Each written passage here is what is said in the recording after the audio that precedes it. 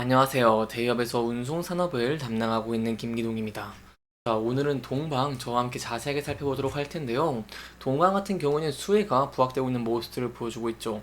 일단 TF 사태로 인해서 이커머스 점유율이 쿠팡으로 이전이 되면서 이로 인해서 쿠팡의 물류 협력사인 동방에 대한 수혜가 기대가 되고 있는 상황이었고, 여기에 더해서 중동 리스크가 점차 고조가 되고 있다 보니까 이에 따라서 상하이 컨테이너 운임 지수가 상승을 하면서 동방의 수익성에서 기대는 측면들이 있었습니다. 따라서 제가 이번 시간에는요, 여기에 대한 현황과 전망들 저와 함께 자세하게 살펴보도록 하고요. 그 뒤에 동방 같은 경우에는 금일 주가가 7.24% 정도 이렇게 하락을 한 모습을 보였는데, 이에 따라서 어떠한 이유 때문인지 그리고 어떠한 대응 전략을 짤 수 있을지까지 함께 살펴보는 시간 가져보도록 하겠습니다. 일단 제가 앞서 말씀드린 바와 같이 동방 같은 경우에는 쿠팡의 물류 협력사입니다. 그렇기 때문에 이번에 ETF 사태로 인해서 이커머스 점유율의 10%에 해당을 하는 티몬과 UMF의 점유율이 쿠팡으로 이전이 되면서 이로 인해 쿠팡의 물류 협력사인 동방이 수혜를 받을 것이다라는 기대감으로 주가 금폭으로 상승한 모습을 보였죠. 따라서 제가 여기에 대한 내용들 좀 함께 짚어보면요. 일단 이번에 이 피해액이 좀 많이 커지는 모습을 보여주면서 이런 이슈가 좀 더 장기화도 될 수 있다는 부분들은 소폭 염두에 두시면 좋을 것 같습니다. 세부적인 내용 좀 설명을 드리면 티몬과 IMF의 정산 지원 사태 발생 직전에요. 대규모 이벤트라던가 아니면 기획전을 진행하는 모습을 보여주면서 이 결제액을 대규모로 확대를 한 것으로 나타났습니다. 정산 지원 사태 직전인 7월 초에요. 높은 할인율을 내세우면서 대규모 기획전을 진행을 했었는데 1일부터 14일까지 팀은 몬스터 메가 세일을 그리고 UMF 같은 경우에는 UMF 데이를 열었습니다. 1일부터 12일까지고요. 당시에 이 두 회사는 각각 최대 29%에서 33%까지 할인 행사를 진행을 한다고 홍보를 하기도 했습니다.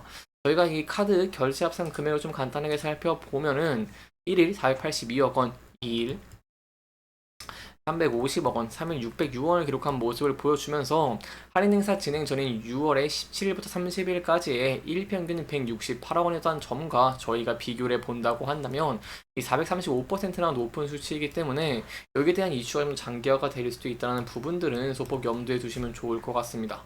그래서 여기에 대한 내용 제가 계속해서 여러분들에게 전달드리도록 하겠습니다. 그렇다면 두 번째로 저희가 어떠한 부분들을 지켜보는 것이 중요하다고 설명을 드릴 수 있을까요? 저희가 향후 동방의 실질적인 부분을 지켜보기 위해서 이 상하이 컨테이너 운임 지수를 지켜보는 것이 굉장히 중요하다고 볼 수 있겠습니다.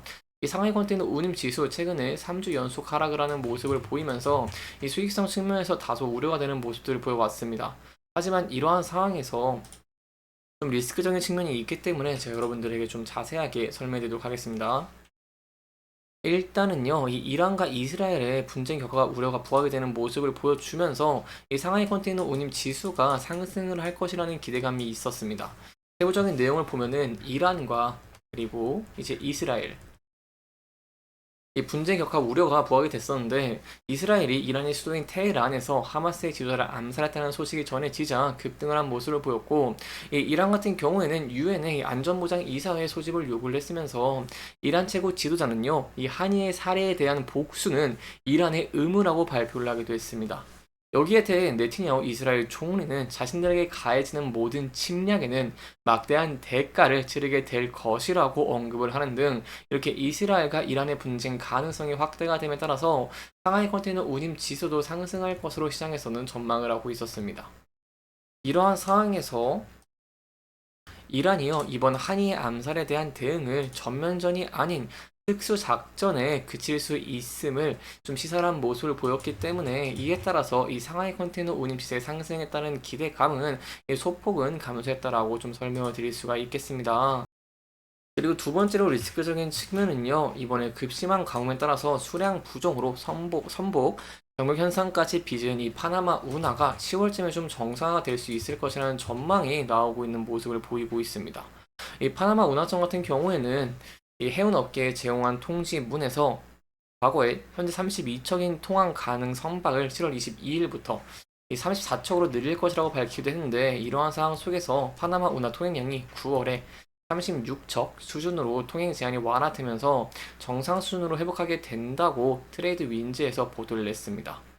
그렇기 때문에 원래는 이렇게 파나마 운하의 감모로 인해서 이 SSFI가 상승하는 부분들을 기대를 했었는데 이러한 면들이 해소가 된다라고 한다면 이 SSFI가 하락을 하게 될 것이고 이는 이 동방의 수익성 악화로 이어질 수 있기 때문에 여기에 대한 내용들은 저희가 함께 지켜보시는 게 중요할 것 같습니다. 제가 지금까지 말씀드린 내용들 계속 추적해 나가면서 여러분들에게 전달드리도록 할 테니까요. 계속 영상 시청해 주시면 정말 감사하겠습니다. 자, 마지막으로 저희가 차트적인 부분 함께 살펴보는 시간 가져보도록 하겠습니다.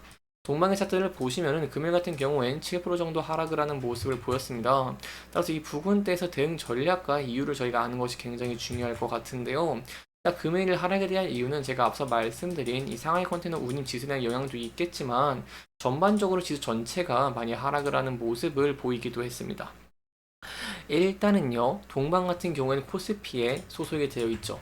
이러한 상황에서 코스피가 금일 3.65%나 급락을 하는 모습을 보이기도 했고, 이 상승 종목은 60개인데 반해서 하락 종목이 871개로 굉장히 투자 심리가 악화된 모습을 보였습니다.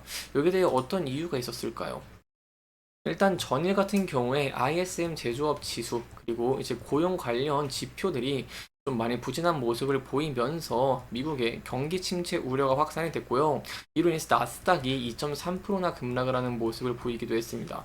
이에 따라서 한국 증시도 많이 하락을 한 모습을 보였고 이렇게 지수가 하락을 하는 모습을 보이게 된다고 한다면 이 개별 종목들도 많이 하락을 하는 모습을 보이기 때문에 이에 따른 영향을 동방도 받았다라고 볼 수 있겠고요. 따라 지수가 반등할 수 있을지 여부가 굉장히 중요하다라고 볼 수 있겠습니다. 이러한 면들을 지켜보기 위해서는 저희가 이제 고용적인 미국의 FOMC에서 파월이 고용이 좀 탄탄하다라고 말한 바가 있기 때문에 이 금일 밤에 발표가 되는 이 고용 관련 지표가 좋은 모습을 보여주면서 시장이 반등을 할 수 있을지 그리고 이로 인해서 동방도 다시 반등을 할 수 있을지도 함께 지켜보시는 게 중요할 것 같습니다. 따라서 이러한 면들이 좀 더 긍정적인 모습들을 보여주게 되면서 주가가 반등을 하는 모습을 보여주게 된다고 한다면 저희가 앞서서 두 번이나 돌파를 실패를 했던 단기 전 고점 부근대를 돌파할 수 있을지 함께 지켜보시는 게 중요할 것 같고요. 이 부근대를 돌파하기 위해서 과거의 사례처럼 높은 거래량과 함께 돌파하면서 추세를 이어나갈 수 있을지를 함께 지켜보시는 게 중요할 것 같습니다. 다만 이 리스크적인 측면도 좀 부각이 되고 있는 모습을 보이고 있기 때문에 이러한 면들이 부각되면서 주가가 하락을 하는 모습을 보이게 된다고 한다면 앞서서 지지와 저항을 받았고 많은 매물대가 쌓여있는 부근대에서 지지를 받을 수 있을지 여부가 굉장히 중요하다고 볼 수 있겠습니다.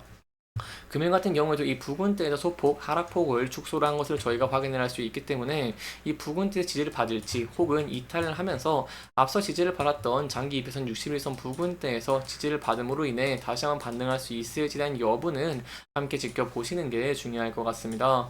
이렇게 이번 영상에서는요, 저희가 동방에 좀 기대되는 포인트와 리스크적인 측면까지 함께 짚어보면서 진행을 했고요. 해당 영상은 개인적인 의견이 많이 들어갔기 때문에 투자자분들의 주관적인 생각과 해당 내용을 토대로 현명한 선택을 하시면 좋을 것 같습니다. 이렇게 영상 잘 보셨다면 다음 영상도 시청해 주시길 바라면서 오늘 영상 마무리하도록 하겠습니다. 끝까지 시청해 주셔서 감사합니다.